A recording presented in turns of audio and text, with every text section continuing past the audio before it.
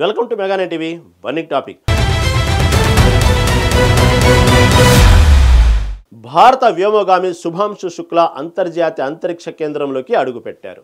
Space X dragon crew నౌక 28 గంటల ప్రయాణం తర్వాత భూమికి 400 కిలోమీటర్ల ఎత్తులో ఉన్న ఐఎస్ఎస్తో విజయవంతంగా డాకింగ్ చేసింది. 1984లో రాకేష్ శర్మ తర్వాత ఐఎస్ఎస్లోకి అడుగుపెట్టిన తొలి భారతీయుడిగా శుభాంశు శుక్లా చరిత్ర సృష్టించారు. అయితే ఈ 400 కిలోమీటర్ల దూరం ప్రయాణించడానికి ఎందుకు 28 గంటలు పట్టింది?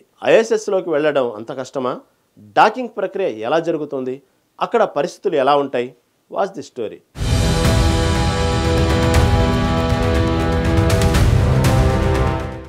అంతర్జాతీయ అంతరిక్ష కేంద్రం భూమికి 400 కిలోమీటర్ల ఎత్తులో గంటకు 28,000 కిలోమీటర్ల వేగంతో భూమి చుట్టూ తిరుగుతోంది.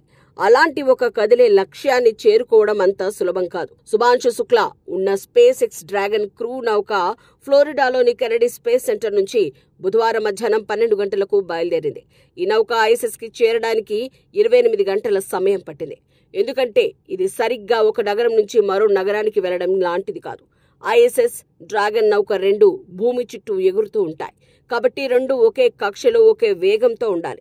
దీనికోసం డ్రాగన్ నౌక ఫాల్కన్ 9 రాకెట్ ద్వారా మొదట తక్కువ ఎత్తులో ఉన్న కక్షలోకి చేరుకుంది. అక్కడి నుంచి 16 థ్రస్టర్లను ఉపయోగించి క్రమంగా ఎత్తును పెంచుతూ ఐఎస్ఎస్ కక్షతో సమానంగా వెళ్తుంది. ఐఎస్ఎస్ భూమి చుట్టూ ఒక్కో రౌండ్కు 92 నిమిషాలు తీసుకుంటుంది. డ్రాగన్ మొదట 88 నిమిషాల్లో ఒక రౌండ్ పూర్తి చేస్తుంది. క్రమంగా ఈ దూరం తగ్గించి 18 ఆర్బిట్ల తర్వాత ఐఎస్ఎస్ ని చేరుకుంటుంది.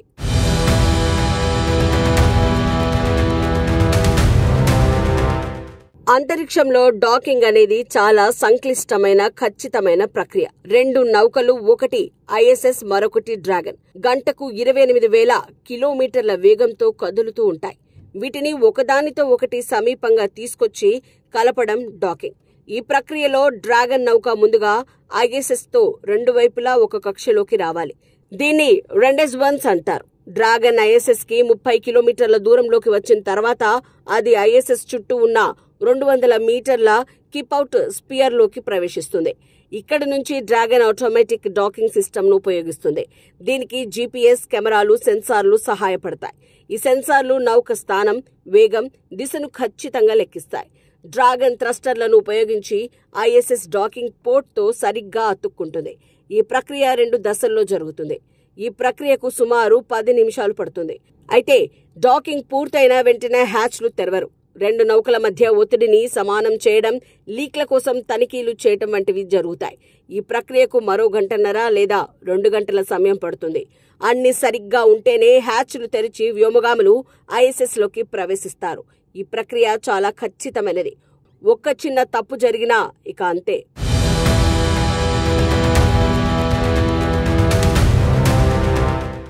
అంతర్జాతీయ అంతరిక్ష కేంద్రం ఫుట్బాల్ మైదానం సైజులో ఉంటుంది.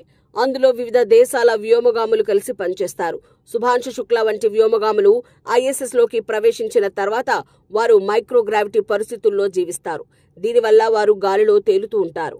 ఐఎస్ఎస్ లో ఆక్సిజన్, నీరు, ఆహారం, విద్యుత్తును అందించే అధునాతన వ్యవస్థలుంటాయి. వ్యోమగాములు రోజు 6 నుంచి 8 గంటలు పరిశోధనలు చేస్తారు, వ్యాయామం చేస్తారు, నిద్రపోతారు, ఆహారం తీసుకుంటారు. ఐఎస్ఎస్ లో ఆహారం ప్రత్యేకంగా ప్యాక్ చేసిన డీహైడ్రేటెడ్ ఫుడ్ రూపంలో ఉంటుంది. దీన్ని నీటితో కలిపి తింటారు. శుభాంశు శుక్లా 14 రోజుల పాటు ఐఎస్ఎస్ లో 60కి పైగా శాస్త్రీయ ప్రయోగాలు చేస్తారు. అందులో 7 భారతీయ శాస్త్రవేత్తలు రూపొందించినవి. ఈ ప్రయోగాల్లో మైక్రోగ్రావిటీలో మొక్కలు, ఆల్గి, టార్డిగ్రేడ్లు ఎలా పెరుగుతాయో అధ్యయనం చేయటం, భవిష్యత్ అంతరిక్ష యాత్రలకు ఆహారం, ఇంధనం, జీవన వ్యవస్థల గురించి పరిశోధనలు ఉన్నాయి. ఐఎస్ఎస్ లో రోజు 16 సూర్యోదయాలు, సూర్యాస్తమయాలు కనిపిస్తాయి. ఎందుకంటే ఇది 92 నిమిషాలకు ఒకసారి భూమి చుట్టూ తిరుగుతూ ఉంటుంది. వ్యోమగాములు స్పేస్ సూట్ లో శిక్షణ పొందుతారు. ఎందుకంటే ఐఎస్ఎస్ వెలుపల స్పేస్ వాక్లు చేయాల్సి రావచ్చు.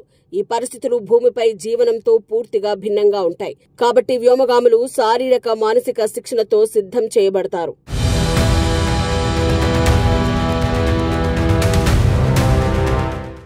శుభాంశు శుక్లా అంతర్జాతీయ అంతరిక్ష కేంద్రంలోకి అడుగుపెట్టిన తొలి భారతీయుడు.